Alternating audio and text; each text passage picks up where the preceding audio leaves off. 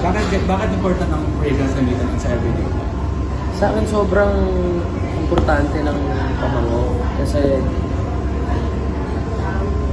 alam niyo may story nga yan eh. Parang pumunta ako sa office, tapos sabi ni Boss Vic sa akin, ba't wala kang amoy?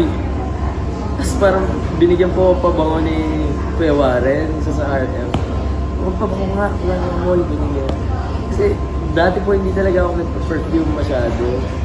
Tapos parang nung dumating yung Ben, tinry ko talaga siya. Parang halos everyday nakapabango ako.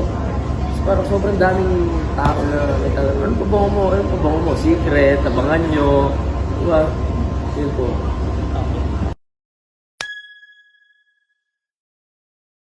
Niya meron ka naman bagong fragrance na. Yes po, meron tayo.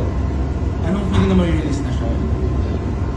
Excited na po ako kasi talagang nag-prepare po kami para dun sa product na yun. Talagang nakailang send po sila na pinadala sa akin. May mo to, gusto mo ba to? Gusto mo ba to para sa mga tao? Ayan na.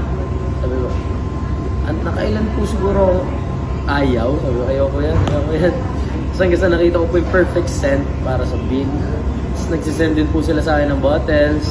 Napakita nila sa akin yung bottle, tapos kung ano pong pwedeng i-improve, sinasabi ko po, pati yung logo, ako pong parang, okay ka ba dito? Ganyan, okay na po yan. Tapos yung logo mismo, na yung pangalan mismo, nung perfume, diba? Pangalan natin yun. Kaya sobrang nakakatuwa. So rin hands-on ka talaga sa mga... Opo, talagang nung ginagawa namin tong perfume, talagang kada padala nila sa akin, inaamoy ko. Tapos sinasabi ko talaga sa kanila na ayoko yan, gusto ko yung isa.